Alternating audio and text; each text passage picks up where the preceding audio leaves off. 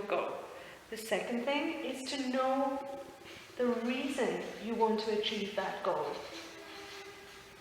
So this is really important because your goal is your what and your reason is your why. And it's not the what that motivates us, it's why we're doing it, what benefits it's going to achieve for us and other people around us.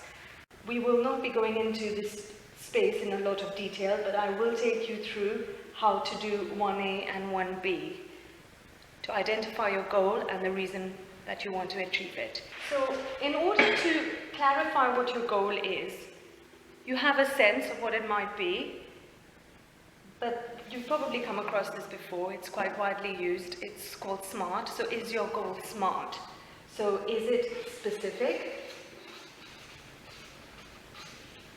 By specific we mean, is it really, really clear what it is that you're trying to achieve? So we will go through some examples in a minute, but you might have a woolly idea that you want to get fitter. That's not very specific. So you need to come up with something a lot more tangible than that. Is it measurable? That's what the M stands for. You have to know, A, whether you have achieved it after you've achieved it, but also along the way, how close you are to achieving that. The next letter is A for achievable. So there are different ways of breaking this down. The way I do it is to think about, is this achievable in general? Or have other people been able to do this? R stands for realistic. Now, that means, is it realistic to you? It might be achievable in general, but for example, if I wanted to run the marathon and it's just been discovered that I have a ligament problem in my ankle and I'm going to need an operation, and running is probably not the best thing for me for the next 2 years, then realistic, it's not going to tick that box. The last one, T, is time bound. So that's the other problem with goals, is they often seem to sort of drift in time and space, and that makes us feel demotivated. So in the example of the marathon, we know we want to run it by the end of September. That makes it time bound. But if you have a goal, for example, to stop smoking, you need to know by when, because otherwise it's never going to happen. Or you may stop and then you would start again because you didn't really have a line in the sand. So that's SMART goals. We're going to go through a few examples and we can test whether we can really apply SMART to the goals. So that's not a SMART goal. The next one, I go running every day for 20 minutes. It is sort of specific. I'd give it a take. I think it could be more specific. You could say where, but that, again, then that becomes an action if you get into too much detail. So let's say it is specific because you know it's running. You know it's every day, so that's good. Is it measurable? So, yes, it is measurable in that you could tell whether you went running every day for 20 minutes or not. So let's give it a tick there, so we're feeling generous. Is it achievable? Well, people go running every day for 20 minutes, so yeah, let's give that a tick. Is it realistic? Now that depends on the individual again. So for me, possibly, for somebody who has problems with their knees or ankles, maybe it's not that realistic. Maybe they need to start slower. So that's a question mark, depends on the person. Is it time bound? So this is an interesting one in this case, because there is a mention of a duration here and there's mention of frequency. But we don't know by when you should start and for how long you're going to keep this up. So if you just left it like that, does that mean you're going to go running every day for 20 minutes for the rest of your life? In which case you're going to fail that goal. Or does it mean I go running every day for 20 minutes for 1 week? So it's not time bound, it's not really time bound enough. The last one. I get back to my optimal healthy weight by losing 20 pounds by the end of this year. Right, is it SMART? So is it specific? So it's very specific about weight. Is it measurable?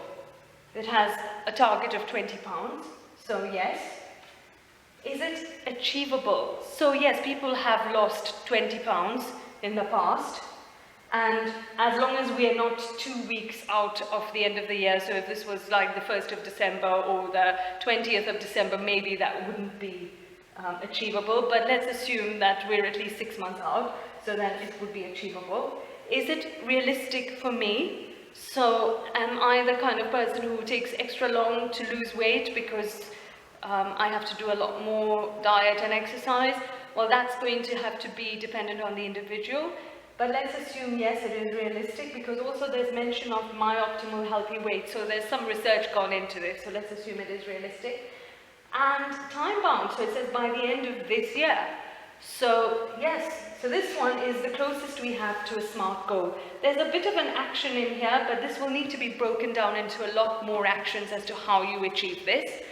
Also, the nice thing about that statement is the use of optimal healthy, because that also indicates why.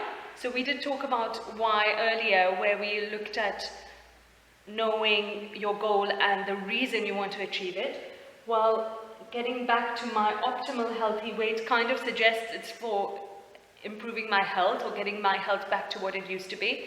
So that's a good one, and it's a fairly good articulation of a goal, and it is as smart as we've got in these examples. So that's the kind of thing you need to aim for in whatever area of goals you're setting. Great.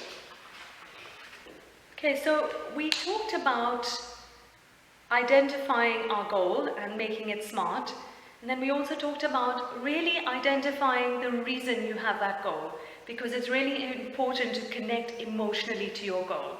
If you don't connect emotionally, you will run out of steam at some point, and it will probably be sooner rather than later. So the best way to do this is to maybe put on some soft music and really connect to achieving that goal. Maybe imagine yourself achieving it and really think about how it would change things for you. So you obviously want to do this for some reason, and maybe all those reasons aren't apparent to you yet, they're deep in your unconscious, and we want to really bring them out. So here are some questions to help you really think about it and extract those emotions and reasons from your subconscious into your conscious. So the first thing to think about is, how will it change my life? Have a really good hard think about that. Because even if it's a goal that seems like a one-off, once you absorb something new into you, it does change you, and it then does change how you interact with the world, and it does help you grow. So think about how it will change your life. The next thing to think about is, what will happen when I achieve it? What will actually happen in terms of events? Will people come and say something to me? What will actually happen? Will I then be able to apply for a job? So really think about what will happen when I achieve this. The next thing to think about is, how will it impact people I'm close to? If you change this about yourself, or you add something to your skill set, or you grow in this way, how is it going to impact people around you? How could it impact them? The next thing to think about is, how will achieving this make me feel? This is a really important one. How will I actually feel once I've achieved this? So there's a feeling that is going to come with that accomplishment. Really try and tap into, how will that make me feel? Again, some soft music and closing your eyes would really help in this situation, and really get into that feeling. Great. Number 5, what new opportunities and experiences will it bring to me? So whenever we grow in any way, it does open doors, whether we realize it or not. There might be a small window of opportunity, or it could be a longer one, but what will change for you, and what new things can you expect as a result of making this change or achieving this goal? Really, really tap into that, because that would make this goal worthwhile.